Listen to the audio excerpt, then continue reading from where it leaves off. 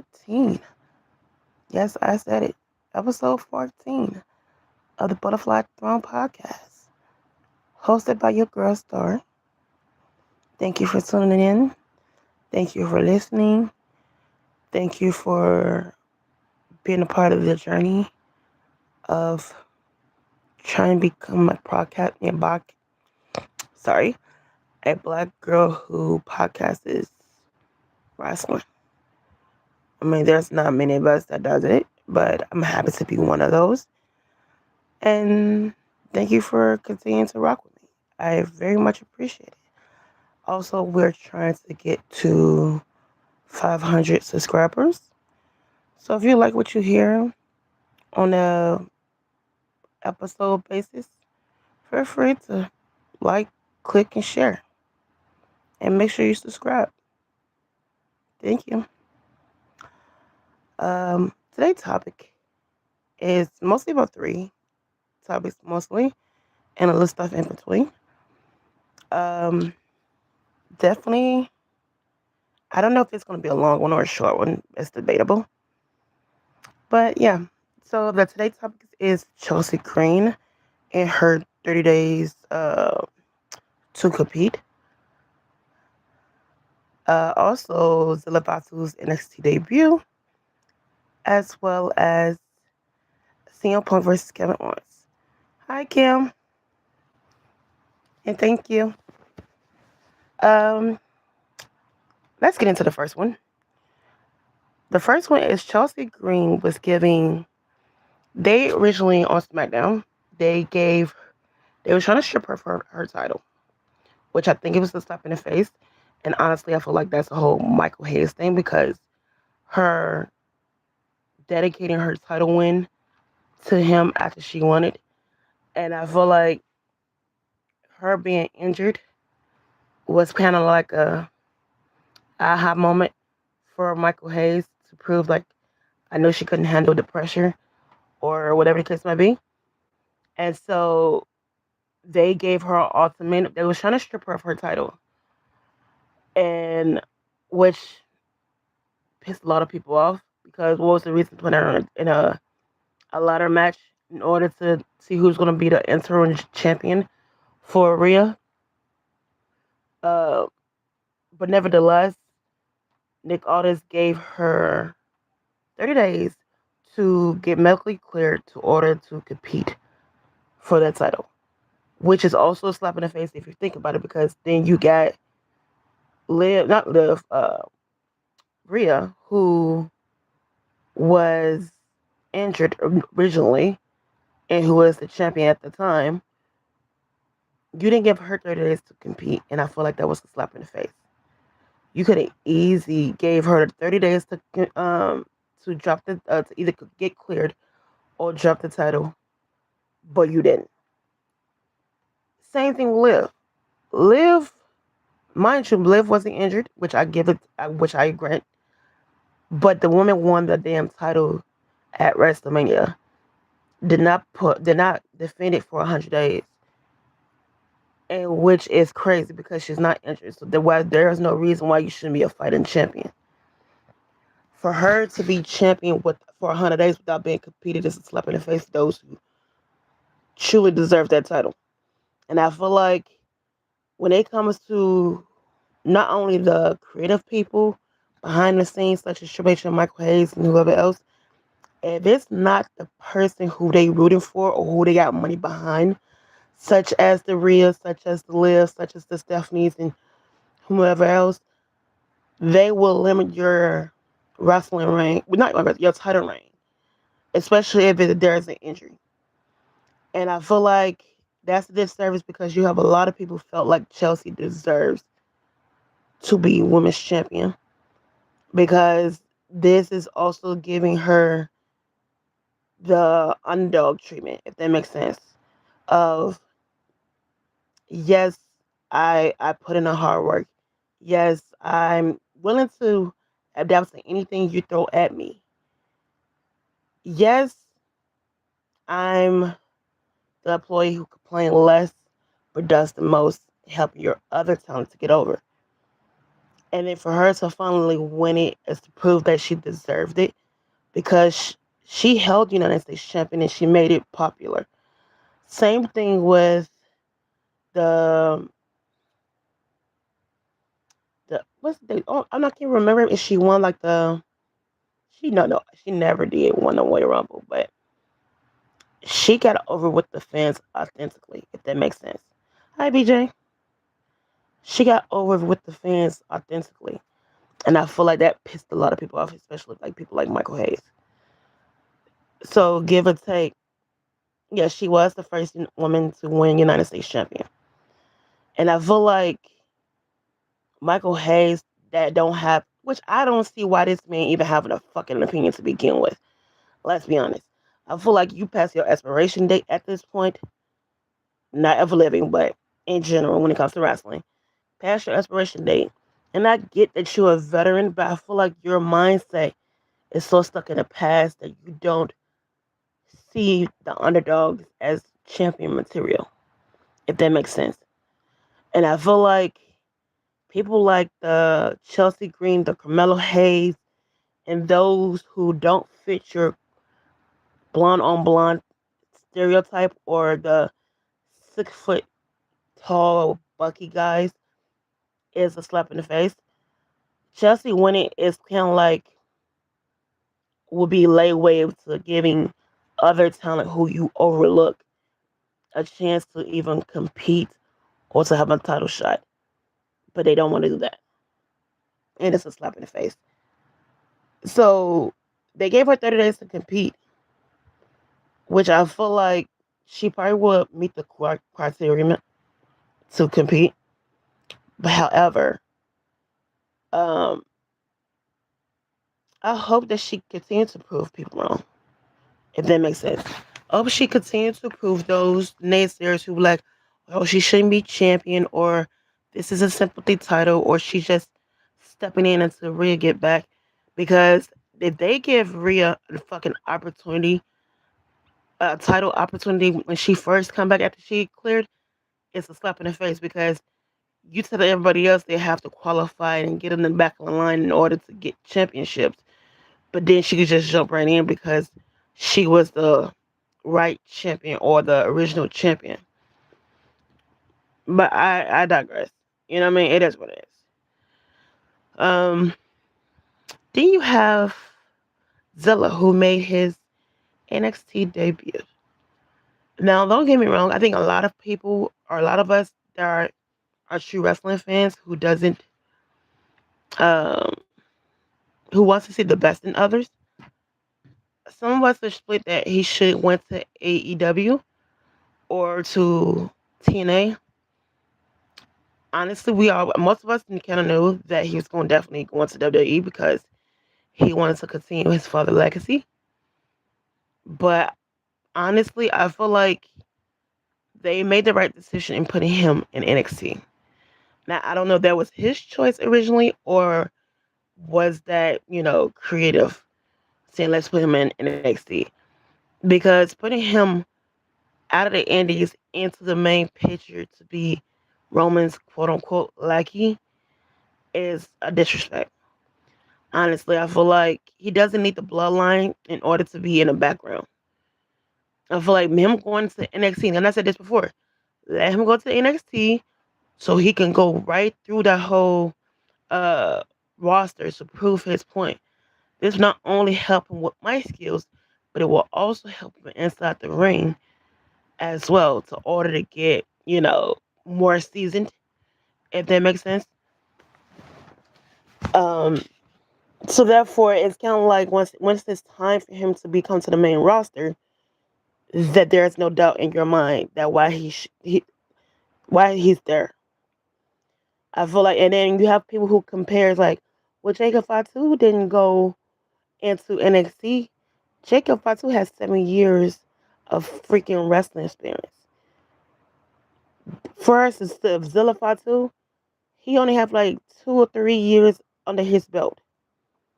So NXT is the perfect spot instead of throwing him into the bloodline. Because if you throw him into the main roster, I feel like he will get the Jade effect, if that makes the sense. Where she's supposed to be, I feel like she's supposed to win to NXT, and the only reason why they brought her to the main roster is because of her name. I feel like she would have benefit off of NXT, but instead they put her on the main roster, and you linked her with Naomi and Bianca, two seasoned veterans who can try to help her polish her. And I feel like if you want her polished, brought her. You could have brought her to NXT. And I feel like if you did the same thing to Zilla by throwing him into that bloodline story, which I'm gonna get on that at some point too, but I feel like it would end the same disservice of putting him around of family members that are well seasoned and know what they're doing, for him to get lost in the sauce at some point down the line. So I feel like him being in NXT is a good thing because Solo went to the NXT and made a thing for himself by being a North American champion and being separated from the family until eventually brought him up to the main roster.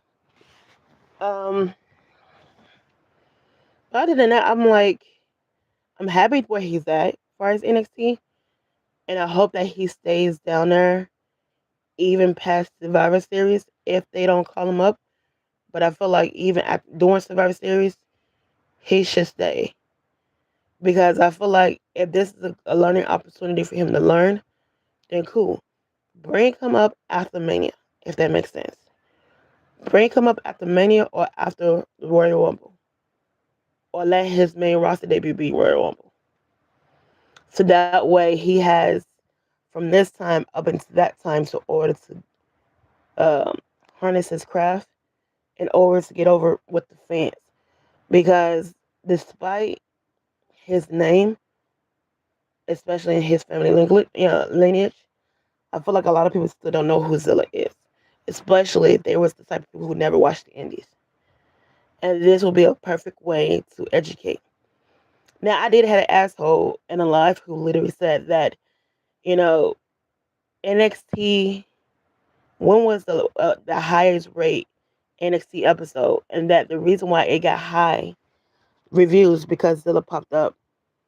That shows me the fans who only watched it when he popped in are the ones who never watched the product to begin with. Because before he even popped in, NXT was giving more reviews and more positive feedback from those who actually watched the product. This is like the second. This version of NXT is like the second coming of the Black and Gold. If it ever makes sense, this is like the 2.0 of the Black and Gold. In my opinion, it's way better than the actual 2.0. So that's my opinion because not only you have a stacking women's division who put on banger matches, but you also have consummate men like Tony D'Angelo and Keanu Carver and Joshua Troy and all the other people like Mason Rook that's currently in NXT making names for themselves in order to have that dream to the main roster. But we already know that half of the people that in the NXT roster, I would hate to say this, will eventually get let go.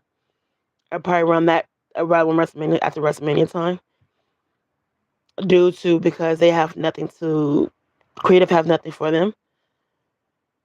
I feel like the big problem when it comes to young talents such as those in NXT or involved, or even the main roster for a point, I feel like they like the idea to sign people from the Indies or people from AEW just to prove like, yeah, I can sign you.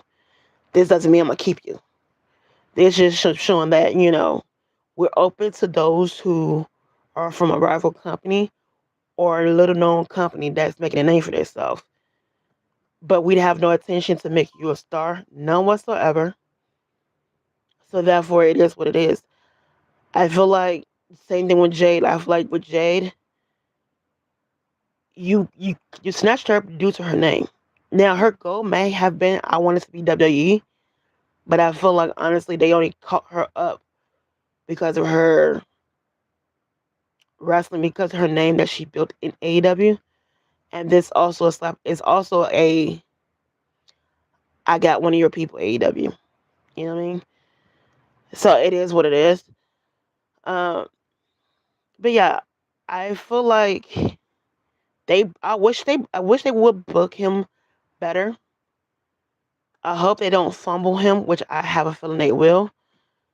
Well, I hope they don't fumble him or he get lost in the sauce to the point where he decided to, when his contract is up, decide to leave and go to the next company. So it is what it is. Um, Next is the Kevin Owens versus the CM Punk. Honestly, I don't know much about their past, how far they go back. Clearly, it's over 20 some odd years since they last came face to face. Honestly, you have two of the best shit talkers on the main roster when it comes to Kevin Owens and CM Punk.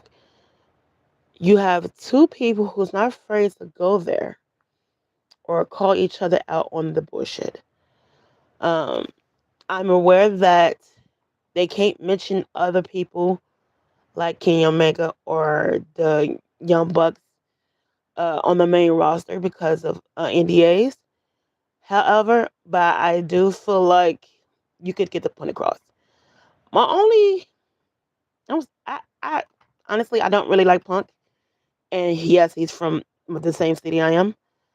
But with me, I was never really a fan of CM Punk. I just like the fact that he's a person that's not filtered when it comes to talking shit. But I'm also known that he's also a hypocrite when it comes to certain shit too. You could be a fan of somebody and judge them accordingly to how you see them. Um, I I knew this story was gonna cook at some point because they have no problem calling each other out. My only grief is that for some apparent reason or whatever claw they have with CM Punk to not bring up his dog, I feel like it's crazy. Because I feel like people like Roman Reigns and people like Cody Rhodes and um, Kevin Owens himself, especially when you have CM Punk talking about their dad, that dead dad, at whatever moment to prove a point, or bringing Kevin Owens' kid in a situation of a talk during a segment, which I feel like kids are fucking off limits. The same thing with unalive fathers of them, because if you're allowed to talk about my father, who, if I'm Roman Reigns or if I'm Cody Rhodes, and you're allowed to talk about my dad, who's no longer with us, I should have every right to talk about that fuckly, ugly furball of your dog. I'm sorry, because I feel like if it's open season on that, it should be open season when it comes to that dog. And if I was a heel, especially I'm in the mindset of MJF, because I know MJF would never have a problem with that. I would definitely bring up that fucking dog. I don't care. Because if you're gonna talk shit and hit the low blow, I'm gonna go to hell with it. I'm gonna hit Lord in that. You know what I mean? I don't know about the whole bracelet thing that him and Drew did. I'm not gonna do that, but I would definitely, as a way of trolling him, would definitely wore a fucking shirt with Larry's picture on it, or I even would bring a dog tag, or even fucking an urn at some point that represents him, in order to push his fucking buttons, because he has a habit of doing that, but don't like it when people do it to him. That is me as a heel. I would have went there, because if you saying something that I feel like that hurts me, and you could smile in my face and smirk and shit, then I should be able to wipe that smile off your face by talking about that damn dog. I don't care. It is what it is. Um, I knew it was going. I knew it was gonna cook because of Kevin Owens, who had a year and some change to sit back and observe all the shit CM Punk says, does, and whatever the case might be in between, to order to collect mental notes, physical notes, or whatever it is, to be able to have that moment with CM Punk that he has now, to go back and talk shit to him. He has that whole right to. I feel like with CM Punk, he can only name when the last time Kevin Owens was champion and the reason why he got injured. As far as with Kevin Owens, you had a whole year to look at storylines and how you keep putting yourself in a situation of being in a title, how you keep screwing people over and over again, and how you are a hypocrite to your own words. How you truly are the less in the world, being honest. But no, honestly, yeah. I was definitely hoping, I'm still hoping, until they finally fight either next week or whatever the case might be, especially if this storyline drags on. I'm going to need, if CM Punk can talk about your kid, I'm going to need you to be able to go to hell with him and talk about that stupid dog. Honestly. I'm gonna need you to talk shit. At this point, wear a shirt to Kevin Owens. Wear a shirt that either says Larry or the picture of Larry. Whichever one. And talk about that fucking dog. I don't care if they cut my mic off, black out the screen, or whatever. I'm talking about that damn dog. Because if you got a free range to talk about people, dad, parents, or child, I'm going back to your dog. It is what it is. Um, and yes, I'm that petty. I'm sorry, but yeah. Um, they also was talk about the bloodline, especially lately, and how it's the greatest faction. I'm at the point in my head where I am a Romans fan. I am a bloodline fan to an extent, but from to an extent, I was the type of fan where I'm never overglazing someone and blinded by the shit they does, even when it suck ass. Because two things could be a fact. I could be a fan, but still also criticize you, if that makes sense. So I could be a fan of yours, whether I'm creating a post about you, doing thirst shop videos, or whatever the case might be, saying that you're one of my favorite wrestlers. Will I put you on a GOAT status? Not really, because I don't have GOATs, but you are currently one of my favorite wrestlers. However, you being on the title picture all the time is telling me that WWE has nothing for the talent they already have on their roster. That they need a Roman Reigns to, in order to kick people's views and shit. And I feel like if you gonna make Roman this title reign be a true fighting champion, how you quote unquote said, then let him face the underdogs too, the mid card people, like the Carmelo Hayes, like the Trick Williams, like the um Braun Breakers and shit like that. Let him face it. Even if they don't win, you know what I mean. Let them have a feud that is gonna help get them over. So when they help get them over, you can have people be supported behind them to the point where Roman can easily step away and be off for a couple of weeks to a month without him being necessarily needed. Because you have the upcoming mid card titles and champions that could easily carry the show without their main people doing it. You know what I mean? If that makes sense. That's how I will book it. Because yeah, at some point you like watching CM Punk, you like watching Cody Rhodes, and you like watching Roman Reigns. But at some point you get tired of that shit.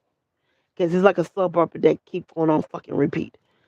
And I feel like if they was there to not only be champions, they should be also there to help build the talent as well. Because you could did an open challenge to motherfuckers who on NXT. So that way they not only give eyes to those who don't watch NXT to know what NXT is, but also to be able to say, hey, these are the people we got in NXT that gonna come up down the line in the future. This is my way of putting eyes on a product if you have not already watched it. This like the people like the Tony D'Angelo. You know what I mean? If you're doing like a Night of Champions pay per view, such a thing, and it's all about championship, let's have the WWE champion versus the world champion versus the NXT champion. Boom. Let's have the Raw tag team champions versus the SmackDown tag team champions versus the NXT tag team champions. There you go. Same thing with the women's champion of NXT's and the main rosters. Let them go at it. So that way you have, and not even that, like, push your mid Carter. Like, you have those three main matches. Also use the mid card titles, like the United States champion and an intercontinental champion of both the men and the women. Put them in a match that is either facing someone who you forgot that's even in your fucking company or the fans forgot, and book them to face them. So that way, people are getting their TV time. People are, this is putting eyes on them as of, getting the fans behind them. So I feel like there's a lot of shit they can do, but they don't do it. Triple H don't like listen to fans because if you ever listen to this part and you do this, thank you for doing it. But if you don't, fuck you. Just saying.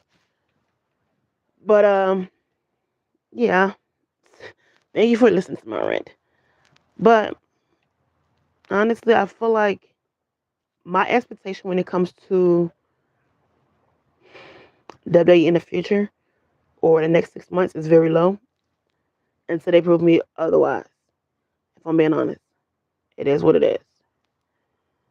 But thank you for listening to my rant. I will be back either sometimes next week or the week after to do episode 15. I will definitely keep you posted. I will do a post link of an upcoming episode. Depends on the topic. Maybe AEW's all out. Who knows? You know what I mean? Stay prepared. I might end up doing a special guest at some point or do a bringing guests up to talk about this. I'm still working out the kinks in my mind mentally and my schedule. But yeah. But thank you for listening. I truly appreciate it. Um, you can follow me on TikTok if you not already done it. My TikTok handle is star88 or stay beautiful 21 with a butterfly. Also on IG of stay beautiful 20 underscore 27. But yeah, thank you for listening, for tuning in for another episode. And until next time, see you.